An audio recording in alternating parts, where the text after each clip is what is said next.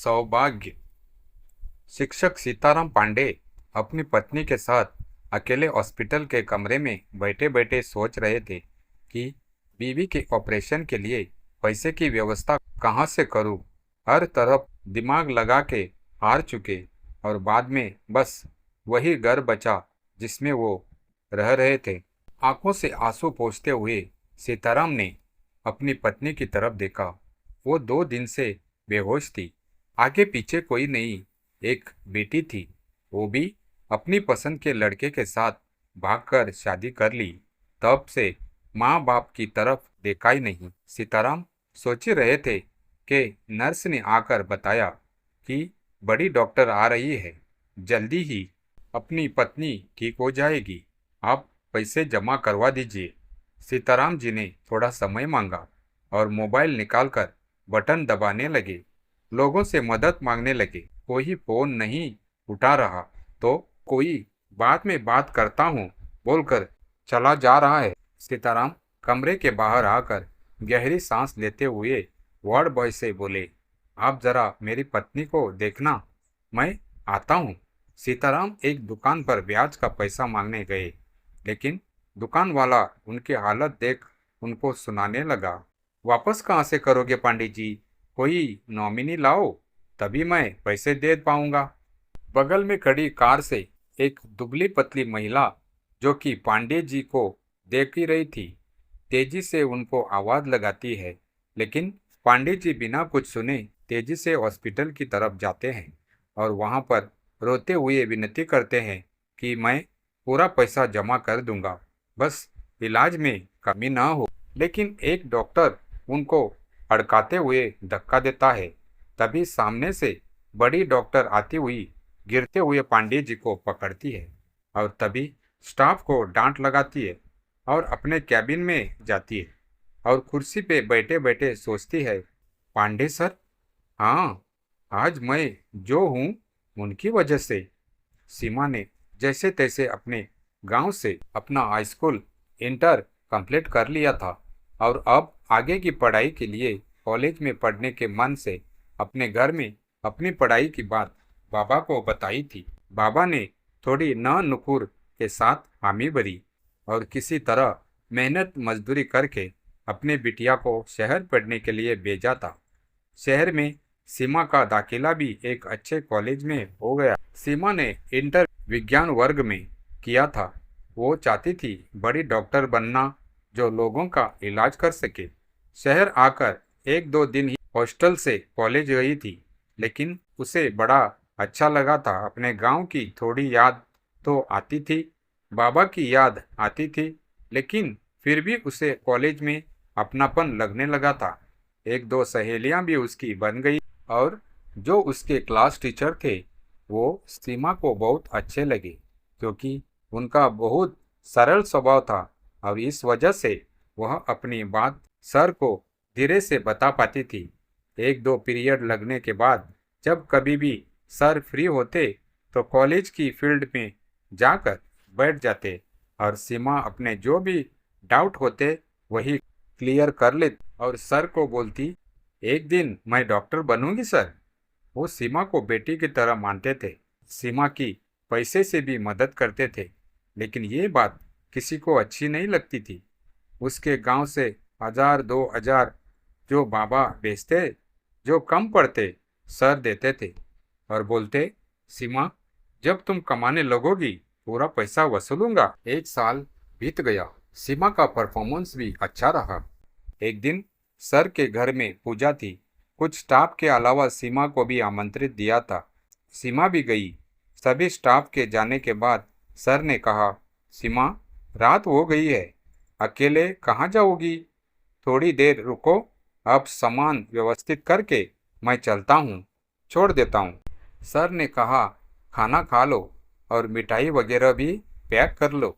सीमा ने खाना खाया और सर ने भी खाना खाने के बाद सीमा को कुछ गिफ्ट देकर हॉस्टल में छोड़ा। 2 दिन बाद सुबह जब सीमा कॉलेज गई तो उसके बाबा कॉलेज आ चुके थे। किसी ने बाबा से शिकायत कर दिया था कि सीमा रात को सर के साथ उनके घर पे ही थी। सीमा की बात पर नाराज होके उसको गांव ले जाना चाहते थे। ये बात सर को पता चली।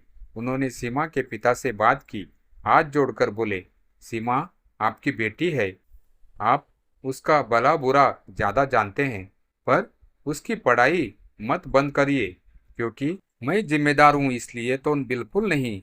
मैं सीमा को अपनी बेटी जैसा मानता हूँ। मेरी भी बेटी है, बिल्कुल सीमा के जैसी। वो विदेश में पढ़ती है। जब सीमा को देखता हूँ तो बेटी की याद आती।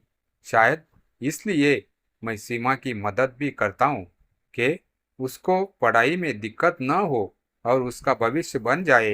एक लड़की जब आगे बढ़ती है तो दो परिवार का विकास करती है।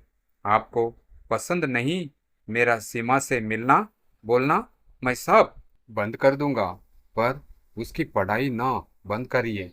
मैं जो भी थोड़े बहुत पैसे देता था वो आपको भेज दिया करूंगा, आप उसको दे दीजिएगा। लड़की की पढ़ाई न रुके। मैं आपके ऊपर ये ऐसा नहीं कर रहा हूँ, बस ये समझ के दूंगा कि मंदिर में कुछ प्रसाद दान दे रहा हूँ। सर के बहुत समझाने के बाद बाबा ने कॉलेज पूरा करने दिया था। पढ़ाई पूरी होते ही आगे की पढ़ाई के लिए फेलोशिप भी मिल गई और दूसरे शहर जाने के बाद गांव और बाबा तो साथ रहे, लेकिन सर का साथ छूट गया। पर आज इतने साल बाद सर बाहर लड़ क्यों रहे थे? वो तो बहुत शांत और सरल थे। तभी कैबिन में नर्स आकर बोली, मैडम ऑपरेशन कैंसिल करते हैं। बूढ़ा पैसे नहीं जमा किया है, ऊपर से स्टाफ से झगड़ा कर रहा, वो अलग। तो आपको इस शहर में कहीं घूमना हो तो आप जा सकती हैं सीमा, लेकिन जो केस स्टडी किया है बहुत सीरियस है, उसकी जान को खतरा है। नर्स क्रोध कर बोली, मैडम खतरा के बारे में उसको सोचना चाहिए, पैसा भी नहीं जमा किया, ऊपर से आपने भी देखा ना कैसे झगड़ा कर रहा था स्टाफ से हॉल में। सीमा को पूरे मामले को समझने में देर नहीं लगी। नर्स से बोली, जल्दी से मुझे मरीज के कमरे में ले चलो। सीमा जैसे ही कमरे के गेट पर पहुंची तो देखा सर पत्नी के हाथ को पकड़ के रो रहे थे और माफी मांग रहे थे। पैसे के अभाव में मैं तुम्हारा इलाज नहीं करवा पाया। आज घर बेच रहा हूँ, लेकिन कोई खरीदने को तैयारी नहीं है। आज जब अपनी बेटी नहीं है हमारे साथ, जिसके लिए तुम जेवर तक बेचकर उसको पैसे बेचती थी। सीमा आंखों में आंसू भर के सर के कंधे में हाथ रखते हुए बोली, मैडम का इलाज होगा सर। सर ने देखा, दिमाग पर जोर डाला। सर मैं सीमा, याद आया?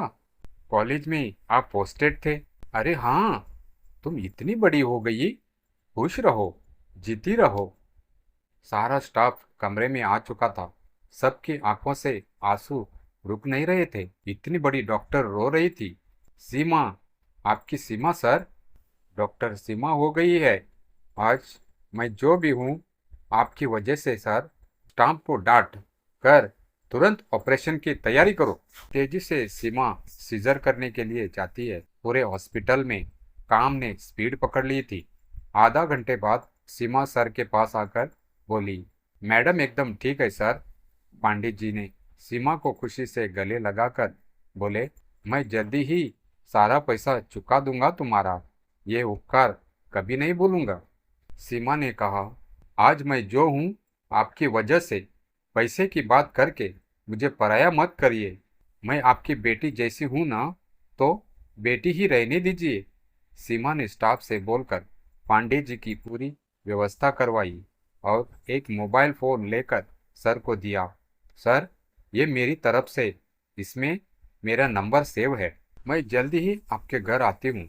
आज मुझे जल्दी जाना है और यहाँ कोई दिक्कत हो तो मुझे फ़ोन कर दीजिएगा। ये मेरा नहीं, आपका हॉस्पिटल है। पूरा स्टाफ पांडे जी के साथ किए व्यवहार पर शर्मिंदा था। सीमा ने सर के पैर छुए और चली गई।